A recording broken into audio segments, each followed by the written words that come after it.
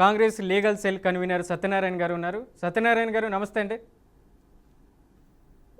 నమస్తే అండి. సత్యనారాయణ గారు ఎలా చూడవచ్చు అంటారు? స్పీకర్ గడ్డం ప్రసాద్ కుమార్ ఉన్నటువంటి 7 మంది ఎమ్మెల్యేలకి గతంలో బీఆర్ఎస్ నుంచి కాంగ్రెస్ పార్టీలకి ఫిరాయించినటువంటి 7 ఎమ్మెల్యేలకి క్లీన్ చిట్ ఇచ్చారు. ఇప్పుడు తాజాగా సంజయ్ కూడా క్లీన్ చిట్ ఇచ్చారు. మొత్తం 8 మంది ఎమ్మెల్యేలకి ఇచ్చారు. ఇక్కడ ఉన్నటువంటి దానం నాగేందర్, కడియం శ్రీహరి వాళ్ళ వ్యవహారంలో ఎట్లా స్పీకర్ వ్యవహరించబోతారు, ఏంటి ఏం చెప్తారు? మొదటిగా పిఆర్కే న్యూస్ ఛానల్ వారికి, అదేవిధంగా పన్నాల్లో ఉన్న విశ్లేషకులు పెద్దలు లక్ష్మణ్ గారికి నమస్కారం అండి. ఇక్కడ స్పీకర్ నిర్ణయం అనేది రాజకీయ పరమైనదిగా మనం చూడకూడదండి. ఇది పూర్తి స్థాయిలో సాంకేతిక మరియు న్యాయపరమైన ఆధారాలతో కూడినటువంటి నిర్ణయం. దీంట్లో నేను కొన్ని అంశాలు చెప్పదలుచుకున్నది ఏంటంటే, ఏదైనప్పుడు కూడా స్పీకర్ అనే ఒక పార్టీకి సంబంధించి కాదు, రాజ్యాంగబద్ధమైన ఒక అధికారం కూడినటువంటి స్థానం. ఏ విధంగా అయితే గవర్నర్ గారికి రాజ్యాంగబద్ధమైన స్థానము, అదే విధంగా స్పీకర్ గారు కూడా సరే ప్రభుత్వంలో ఉన్న పార్టీ ఉన్నప్పటికీ కూడా ఆ పదవి అలాంటిది. సో నథింగ్ బట్ అది ఒక ట్రిబ్యునల్ గా వ్యవహరిస్తారు వారు. ఒక అంటే ఏదో ప్రతిపక్షాలు చెప్పినాయి, అధికార పక్షం చెప్పిందని అనుకూలంగా వ్యతిరేకంగా చేయడం కాదు, కానీ ఇక్కడ ఒక కోర్టు ఏ విధంగా అయితే వ్యవహరిస్తుందో అంటే ఒక ట్రిబ్యునల్ గా వారు కూడా వ్యవహారం చేయాల్సి ఉంటది. అంటే ఇప్పుడు ఒక కంప్లైంట్ పెట్టినా, ఒక పిటిషన్ పెట్టినా దాన్ని ఇమీడియట్ గా తీసుకోవడం తో పాటుగా దానికి సంబంధించిన ఆధారాలు కూడా ఉండాలి. ఇప్పుడు ఏదైతే ఈరోజు నిర్ణయం తీసుకున్న సతీష్ గారి కేసులో ఏదైనా కానీ ఆ కేసు కాదు, రేపు దానం నాగేందర్ది కానీ శ్రీహరి గారి వారిది కానీ ఎవరిదైనా కానీ అది ప్రాథమిక అంశం ఏముంటుంది అంటే ఆధారాలు ఉంటాయి. ముఖ్యంగా ఇక్కడ జగదీశ్వర్ రెడ్డి గారు దాఖలు చేసినటువంటి పిటిషన్లో కానీ, మిగతా వివేకానంద ఎమ్మెల్యే గారు దాఖలు చేసిన పిటిషన్లో కానీ పార్టీ మారినట్లు బలమైన డాక్యుమెంటరీ ఆధారాలు సమర్పించడంలో వాళ్ళు విఫలమైనారనేది స్పష్టంగా కనపడతా ఉంది. కేవలం ఫోటోలతో కానీ, పత్రికల్లో వచ్చిన ప్రకటనల ద్వారా కానీ ఒక ప్రజాప్రతినిధి పైన అనర్హత వేటు వేయడం అనేది రాజ్యాంగబద్ధమైన విషయం కాదు. దానికి పటిష్టమైన ఆధారాలు కావాలి. అందుకనే ఇప్పుడు న్యాచురల్ జస్టిస్ అనేది ఇంపార్టెంట్. ఇక్కడ స్పీకర్ గారు చట్టాన్ని తూజా తప్పకుండా పాటించారు అనేది చెప్పడంలో తప్పేం లేదు. సరే, ఇప్పుడు పెద్దలు లక్ష్మణ్ గారు చెప్పినట్టుగా ఎమ్మెల్యేల విషయంలో ఒక పార్టీ నుంచి ఒక పార్టీకి మారుతా ఉన్న విషయం వాస్తవమే. అది ఇప్పుడు కాదు, మనకు స్వతంత్రం వచ్చిన కాడ నుంచి కూడా పార్టీ ఫిరాయింపులు నడుస్తానే ఉన్నాయి. కొన్ని ప్రభుత్వాలు కూడా పడిపోయిన సందర్భాలు ఉన్నాయి. సో ఇవన్నీ నివారించడానికే నాకు తెలిసి రాజీవ్ గాంధీ గారు ఈ పార్టీ ఫిరాయింపుల చట్టం అనేది తీసుకొచ్చారు అనేది భావిస్తా ఉన్నాం.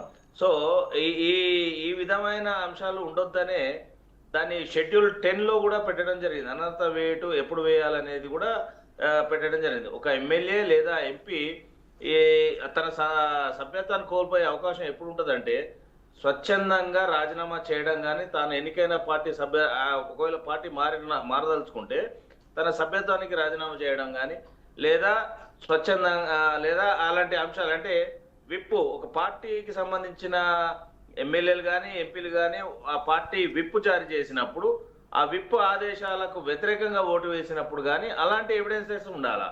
అంతేగాని ఏదో పేపర్లలో టీవీలలో వచ్చిందనేసి దాన్ని బేస్ చేసుకొని మరి అనర్హత వేటు వేయడం అనేది అది it's not correct. It's not a rule of law, natural justice కూడా కాదు. ఇప్పుడు లక్ష్మణ్ గారు అన్నట్టు పార్టీలను కూడా విలీనం చేసే అవకాశం ఉంటుంది. ఎప్పుడు ఒక పార్టీకి చెందిన 2/3 మెజారిటీ అంటే 67% ఎమ్మెల్యేలు వేరే పార్టీలో చేరితే వారిని అనర్హత వేటు పడదు. అంతేగాని ఒక 30 మంది ఉంటే 10 మంది 5 మంది చేరితే అది పార్టీ అనర్హత వేటు అనే దానికి వస్తుంది తప్పకుండా.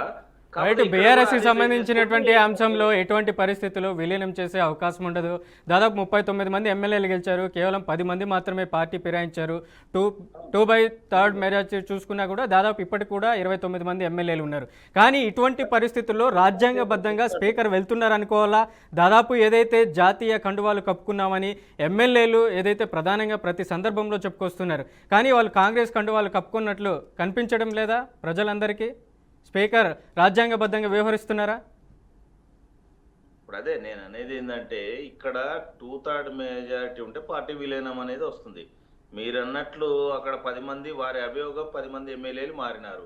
ఇక్కడ వారి మీద పార్టీ మారినారు, పార్టీ ఫిరాయింపు కింద అనర్హత వేటు వేయాలనేది బీఆర్ఎస్ యొక్క అది నాయకులు కావచ్చు, కేటీఆర్ గారు కావచ్చు, వారి అనుబంధంగా ఉన్న వ్యక్తులు కావచ్చు పిటిషన్ పెట్టడం జరిగింది. ఇక్కడ స్పీకర్ గారు ఒక ట్రిబ్యునల్ గానే వ్యవహారం చేయాలి. ఏ పార్టీకి అనుకూలంగా కానీ ఏ పార్టీకి వ్యతిరేకంగా కానీ చేయడానికి లేదు. ఒక ట్రిబ్యునల్ ఏం చేస్తుంది?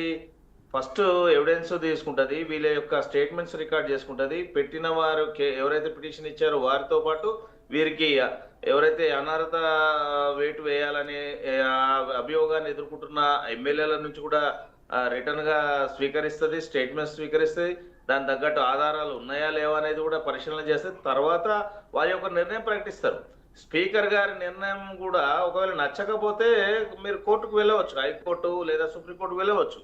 దాంట్లో ఎలాంటి సంశయం లేదు. కాకపోతే నిర్ణయం చేయాల్సిన అధికారం స్పీకర్ గారికే ఉంది మొట్టమొదట. ఇక్కడ పార్టీ మారినట్లు కేవలం ఒక మాటల ద్వారానే కాకుండా డాక్యుమెంటరీ ఆధారాలు ఎక్కడ కూడా లేవు మనకు.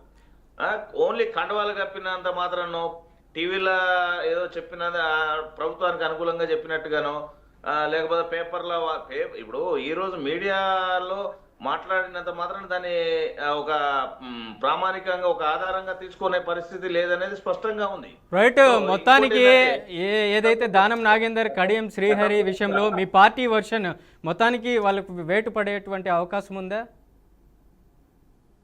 అదేనండి, ఇప్పుడు దాన్ని స్పీకర్ గారి నిర్ణయం మేరకే పార్టీ నిర్ణయాలు ఉంటాయి.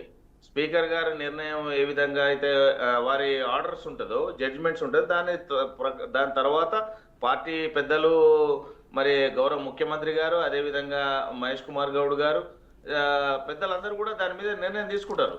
ఇప్పుడు మీరు అన్నట్టుగా ఇప్పుడు కడియం శ్రీహరి గారిది కానీ దానం నాగేందర్ గారి కేసులో ఇంకా మనం 19th విచారణ ఉన్నది, వాయిదా పడ్డది.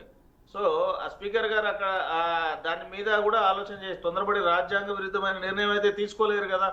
సో దీని మెరిట్ బేస్ మీదనే నిర్ణయం తీసుకుంటారు.